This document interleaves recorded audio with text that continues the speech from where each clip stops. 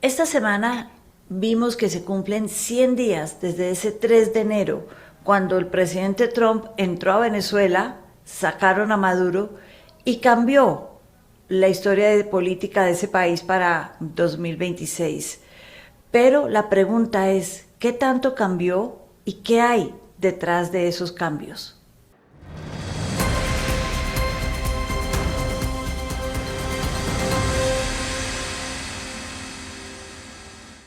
Para entender estos cambios que tienen de largo y ancho en Venezuela, que incluyen lo político, lo económico, me acompaña hoy Víctor Mijares, profesor de la Universidad de los Andes y consultor de la firma Consultores Geostratego, experto además en temas no solo de Venezuela, sino de geopolítica. Víctor, muchas gracias por estar de nuevo con nosotros. Hola María Teresa, un gusto. La verdad siempre estar aquí contigo y bueno, conversar de tantos temas interesantes que nos apasionan. Bueno, empecemos por estos 100 días y estábamos hablando antes de que yo los califico como algo agridulce. Dulce, yo podría decir, salió Maduro. Dulce, la liberación de un número importante de presos políticos. Dulce, se prende tal vez una llama de esperanza en el país vecino. Pero ácidos, ácidos, porque no es el cambio que esperábamos.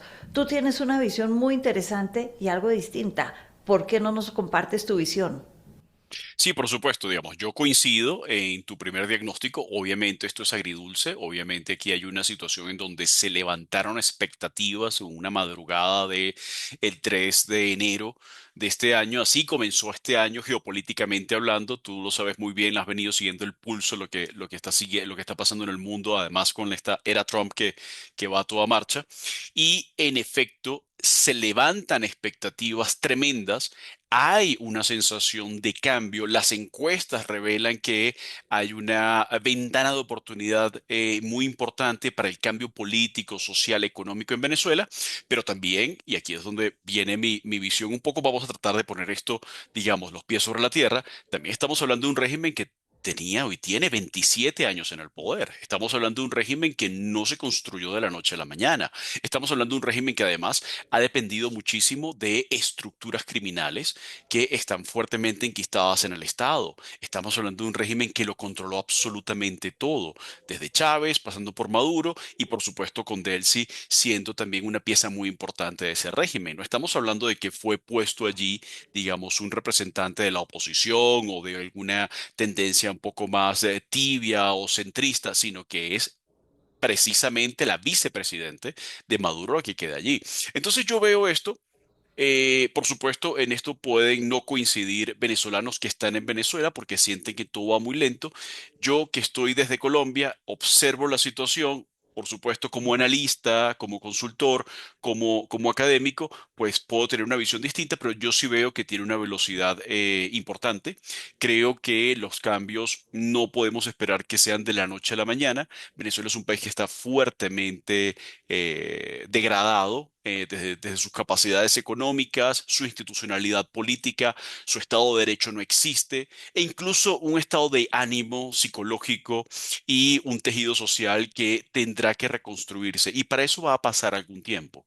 Pero hablando de lo inmediato, creo que hay que ser un poco más pacientes y entender que lo que pasó en Venezuela sigue siendo espectacular y le debemos dar algún tipo de tiempo para que estos procesos efectivamente se desarrollen y maduren como deberían madurar, porque las transiciones políticas, primero, no son lineales y segundo, no son automáticas, inmediatas y mucho menos cortoplacistas.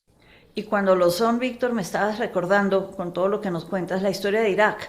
Cuando Estados Unidos llegó a Irak, se demoró 23 días en sacar a Hussein, pero en 48 horas después cambió el régimen, desbandó el ejército, los declaró ilegales, cambió todas las reglas de juego y pues fue la semilla de lo que hoy conocemos como ISIS y de una guerra civil que duró 10 años.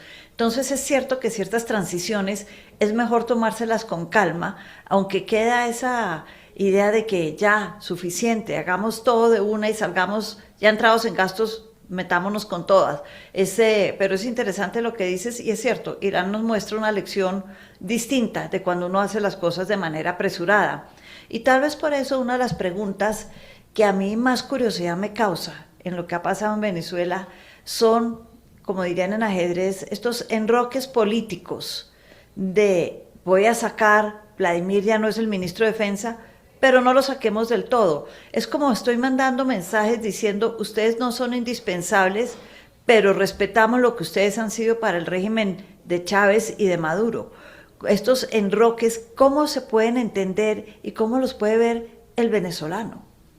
Aquí hay dos elementos que hay que tomar en cuenta. Por una parte, el enroque, a qué se debe y cómo se percibe en Venezuela. El enroque, por supuesto, tiene que ver con el hecho de que si bien Delcy Rodríguez es una persona distinta a Nicolás Maduro, viene de la propia matriz del chavismo, aunque es una persona que ha tenido una relación, pues, no tan fluida y no tan destacada en el marco del Partido Socialista Unido de Venezuela, pues sigue siendo una chavista. Entonces, en ese sentido, pues no puede contar con nadie más fuera del entorno chavista. El entorno chavista y el entorno del cual ella ha hecho parte como vicepresidente, como canciller, como cabeza visible del sector energético petrolero en Venezuela, pues desde luego la hace que sea parte, obviamente, de toda esta estructura. Sin embargo, lo que también debemos tomar en cuenta es que está tratando de crear su propia estructura de poder, su propio círculo de poder en un ambiente en donde hay, por supuesto, desconfianza. La operación del 3 de enero contra Maduro trajo como consecuencia reportajes, trabajos de investigación periodísticos, algunas declaraciones diplomáticas, por ejemplo, de diplomáticos rusos que hablan acerca de una potencial traición en el seno del chavismo, que Delcy no sería confiable. Y en ese sentido necesita renovar su staff inmediato, sobre todo el militar y el de seguridad, que es lo que más ha cambiado, pero no puede salir drásticamente de un entorno que el propio chavismo ha venido creando en los últimos 27 años. Entonces, desde luego que ese enroque, digamos, hay que cambiar algunas piezas, pero el pool, la existencia que tengo es limitada. Entonces, digamos, se ve que está tratando, digamos, de crear nuevas lealtades incluso dentro del propio chavismo. ¿Cómo se percibe en Venezuela? Pues se percibe como política gatopardiana, como tú sabes muy bien. Es decir, se percibe como vamos a cambiar todo para que nada cambie. Y hay mucho de eso. Yo incluso escribí una columna hablando de eso hace un par de meses o más. Pero creo que ese gatopardismo que efectivamente se está manifestando también responde a las propias limitaciones de un régimen que, a pesar de que se mantiene en el poder, se mantiene pues a duras penas y depende muchísimo del apoyo de los Estados Unidos. Ahí tenemos una Delcy que tú dices que no es una Delcy que lo quieran mucho, que la quieran mucho, que es cierto, ella entró con el presidente Chávez hasta donde yo recuerdo, pero en algún momento dado algo le escuché, me recuerdo de eso, el presidente Chávez y sus allegados decir que lo corregía mucho y en público, entonces no les gustaba. Entonces la fue alejando, pero cuando llega Maduro vuelve y la acerca nuevamente. Un personaje que es querido y odiado a la vez, pero que con Estados Unidos está funcionando sobre todo en temas que le interesan a Estados Unidos, como el petróleo. Y ella y su hermano, hay que decir que esto es un equipo, pienso yo, una dupla, un equipo, una pareja. Ella y su hermano han hecho cambios que ahí sí se ven que pueden ser interesantes para Venezuela, para la región y lógicamente para Estados Unidos. Y estamos hablando de cambios en la ley del petróleo, donde se van a administrar las controversias entre los contratos cuando haya controversias. Y esto ha resultado en que Estados Unidos esté buscando apoyar la industria petrolera, obviamente por razones muy personales del presidente Trump en Venezuela, y haya sacado al país, no solo a ciertas personas, pero haya sacado al país de la lista OFAC, conocida por nosotros como la lista Clinton. Es decir, los bancos de Venezuela, el Banco Central, ya pueden manejar recursos en dólares, utilizar transferencias internacionales mediante los canales que administra Estados Unidos y le dio permiso a las empresas americanas, más allá de Chevron, que siempre se ha mantenido por alguna razón en Venezuela, de establecer negocios con Venezuela. Entonces podemos decir que es el petróleo lo que está detrás de todo esto. Pues efectivamente hay un interés por parte de una parte del trumpismo en el sector energético. Trump ha tenido pues una relación muy especial con los sectores petroleros desde su primer gobierno, también con las tecnológicas, pero los petroleros fueron los que lo apoyaron desde un primer aliento cuando aspiró a la presidencia por primera vez, por allá en 2016. Sigue siendo un sector que él respeta, que él quiere. Él ha sido un gran promotor del drill, baby drill, digamos, taladra, taladra y taladra. Es decir, tiene un interés en todo esto, pero hay una cosa también muy importante que hay que tomar en consideración. No es tanto un petróleo que vaya directamente a los Estados Unidos, aunque algo de ese petróleo va a ir a los Estados Unidos, pero es que Estados Unidos en estos años, sobre todo con mayor tensión en la relación con Venezuela, ha venido sustituyendo a Venezuela, muy particularmente con un petróleo con características similares al petróleo venezolano, es decir, un petróleo pesado, sulfuroso, como lo es el petróleo de Alberta en Canadá. ¿De acuerdo? Entonces, y allí sí hay una vía directa, Canadá es un país estable, democrático, un aliado a pesar de las fricciones, y Venezuela ha pasado entonces a un plano, digamos, distinto. El petróleo que en este momento está administrando Estados Unidos para la venta internacional, el petróleo venezolano, sigue pasando por los caminos que ya conocíamos. Muy poco se queda en los Estados Unidos, la mayor parte está yendo a refinerías en India, que luego se convierten en combustible y terminan en China y en otras partes del este asiático, ¿de acuerdo? Entonces esa ruta ya está construida y Estados Unidos la está administrando. Pero algo muy importante es que ese petróleo que está saliendo de Venezuela ya no es un petróleo sancionado. ¿Qué significa esto? Que no solamente se comercializa legalmente, sino que además se comercializa sin descuento. Estamos en plena guerra en Irán, los precios del petróleo han aumentado en un 30-40%, ¿verdad? Y las ganancias están aumentando. Eso quiere decir que aumentan los costos para el gran competidor geopolítico de los Estados Unidos, que es China, porque lo que le quiere negar Estados Unidos a China es que tenga acceso a petróleo barato ruso, petróleo barato venezolano, petróleo barato iraní. El ruso no lo puede evitar. El iraní en este momento está bloqueado y el venezolano ya no es el petróleo barato porque no está sancionado. Entonces, por allí hay un tema así energético, pero también un tema financiero, geopolítico, que al final tiene que ver con cómo le hago el mayor daño posible, ¿verdad? A mi principal competidor, que es China. Y yo, de hecho, lo que estamos viendo últimamente, y te confieso acá que es parte, digamos, de la visión que he tenido acerca de estas guerras que está llevando y estas acciones militares que está llevando adelante Estados Unidos, pareciera todas, digamos, orientadas, sí, a golpear a Venezuela, a golpear a Irán, mantener la guerra en Rusia, pero todas están orientadas en buena medida a limitar el poder y ese auge de China, y sobre todo, digamos, como competidor, digamos, como par competidor en este ambiente, digamos, de nueva bipolaridad emergente y negarle cualquier tipo de ventaja precisamente para mantenerlo como segundo en esta nueva bipolaridad, pero adicionalmente negarle el acceso al hemisferio occidental. Entonces, sí tiene que ver con petróleo, pero también tiene que ver con rivalidad, con geopolítica y, por supuesto, con aumentarle los costos políticos y económicos a su principal competidor.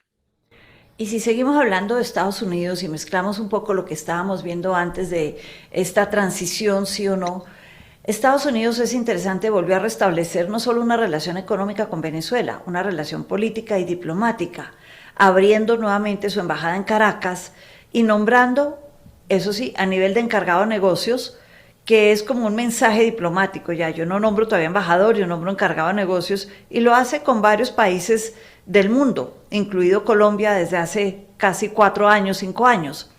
En ese sentido, ha dicho ya la primera encargada de negocios ya salió y entra uno segundo esta semana, precisamente en 100 días ya vimos dos. Y es que ellos dicen que tienen 3 etapas para Venezuela. Estabilización, y ahí jugaba ella, Laura, la encargada de negocios, Dogu. un papel importantísimo para estabilizar.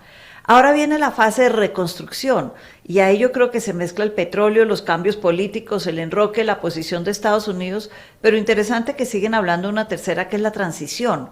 Entonces, ¿cómo esta relación política también pesa en Venezuela y en la región? A ver, lo que menciona es muy interesante. De hecho, estamos preparando un análisis al respecto para tratar de entender qué significan estos cambios a nivel, digamos, de jefe de misión diplomática. No estamos hablando de embajadores, ¿verdad? Técnicamente, sino jefes de misión diplomática, y efectivamente pareciera que hay una coincidencia en los perfiles. Laura Dogu tenía un perfil y tiene un perfil mucho más orientado a temas de estabilidad, seguridad. De hecho, es la asesora política del Comando Sur de los Estados Unidos. Es Un puesto decir, importantísimo, es un sí. puesto muy importante, es decir, le habla al oído al comandante del Comando Sur de los Estados Unidos para temas de América Latina y que tienen que ver con estabilización, con seguridad, con defensa, ¿de acuerdo? Entonces, ¿qué quiere decir? ¿Cómo lo interpreto yo? Que la salida de Dogu da a entender que efectivamente ven que la fase de estabilización se ha completado. Es decir, en Venezuela pareciera que no va a haber una guerra civil, pareciera que no va a haber un golpe de Estado, pareciera que no tienen capacidad de reaccionar, entonces están, digamos, alineándose, digamos, allí políticamente en los primeros 3 meses, 100 días. ¿De acuerdo? Vemos ahora al señor Barrett que llega allí y es un halcón. Es un halcón, pero viene de la misma escuela de negocios, por cierto, la misma escuela de negocios Wharton, la misma escuela de negocios de Trump. Filadelfia. Entonces, tiene esa orientación, digamos, de un halcón del Departamento de Estado, digamos, muy duro, línea fuerte, y necesita abrir el mercado petrolero. De acuerdo. Quiere abrir el mercado petrolero más allá de los 700.000, 800.000 millones de barriles que puede salir de Venezuela. Eso puede ser mucho, ¿verdad? Eso sería, digamos, suficiente, mucho más de lo que, un poco más de lo que produce Colombia, por supuesto, pero es muy poco para un país que solo vive del petróleo, como lo es Venezuela. Entonces necesita Venezuela elevar su producción, necesita recuperar su industria, necesita recuperar su sistema eléctrico. Porque ese es el gran talón de Aquiles del desarrollo para cualquier cambio político y económico en Venezuela, el sistema eléctrico, y necesita que lleguen las inversiones. Entonces Barrett, al parecer, está allí para garantizar que lleguen inversiones, es decir, la estabilización está lista, vamos con la fase de recuperación. Pero la fase de recuperación tiene un truco, una trampita. La fase de recuperación necesita inversiones y para que lleguen inversiones necesito garantías. Necesito Estado de Derecho.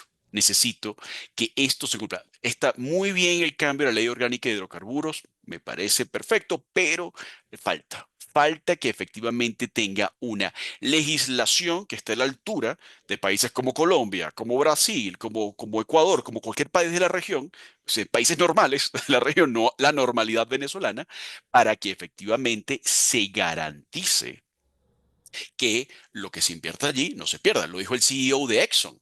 Dijo, nosotros no en la historia de Exxon no ha expropiado 2 veces y las 2 veces fueron en Venezuela. Es decir, ellos necesitan garantías y allí entonces aquí se amarra la tercera fase, que es la fase de transición. Y la fase de transición es crear las condiciones para elecciones libres que generen un gobierno representativo legítimo. Ahí es donde yo considero que Trump tiene todavía un as bajo la manga, que se ve como un as que está un poco perdido, como si no le estuviese prestando mucha atención, pero sigue siendo su as bajo la manga, que es María Corina Machado. ¿De acuerdo? Que le ha ofrecido también y ha hablado con todos los petroleros en Houston, personalmente, virtualmente, hablando acerca de la necesidad de que Venezuela se convierta en un hub energético y de seguridad. Entonces estamos hablando de ese as bajo la manga, en donde digamos. Creo yo que en el transcurso de este año vamos a ver también cambios muy importantes. El señor Barrett va a tener que enfrentar ese reto de no solamente llevar adelante la fase de recuperación, sino que darse cuenta, como creo yo que ya su jefe directo, que es el secretario de Estado Marco Rubio, se ha dado cuenta que sin elecciones libres, sin unas autoridades electas en Venezuela, va a ser muy difícil recibir inversiones, porque los inversionistas pueden ver que Venezuela es estable hoy, pero el día de mañana Trump pierde el poder o se debilita luego de las elecciones de medio término y quién garantiza que de él sí va a cumplir. Entonces, en ese sentido se necesita un cambio político. Insisto, no por razones morales, no por razones democráticas o políticas, sino por razones estrictamente de negocios. Es decir, un tema de riesgo geopolítico fundamental es que hayan elecciones en Venezuela. De otro modo, no van a llegar los famosos 100.000 millones de dólares que quiere Trump para Venezuela, para poder mostrar al final de su gobierno, esta fue mi gran obra hemisférica, la democratización de Venezuela. Víctor, se nos acaba el tiempo, pero me quedo con lo que acabas de decir. No importa cómo se dé el cambio, lo importante es que tarde que temprano y más temprano que tarde esperaría uno, se dé ese cambio que los venezolanos en Venezuela y por fuera de Venezuela todos esperan. Además, nos dejas con una nota de optimismo sobre María Corina Machado, que uno a veces no entiende bien por dónde está María Corina hoy y quién la está apoyando, pero me dejas un sabor muy dulce para terminar esta entrevista. Muchas gracias, Víctor. No, siempre un gusto, María Teresa, y pues nada, sigamos observando todo esto porque es un proceso fascinante que impacta directamente en Colombia y eso hay que tomarlo muy en cuenta. Muchos inversionistas colombianos están viendo a Venezuela también como una oportunidad y creo que vale la pena mirarla con una observación constante, rigurosa e incluso científica. Entonces, gracias a ti por la invitación. Gracias y gracias por hablar de Colombia, que era un tema que no quería dejar de lado. Gracias.